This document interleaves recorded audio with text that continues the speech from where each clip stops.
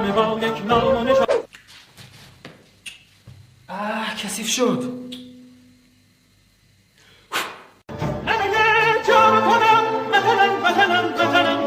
خیلی خوش اومدی، خیلی بفرمایید. ممنونم، مرسی که دعوتم کردید. خیلی قربونت خوشحالم. برم. همچنین. باور کنید تو این 4 سالی که هم دیگر ندیدیم کلی اتفاقات برای من افتاد که چقدر دلم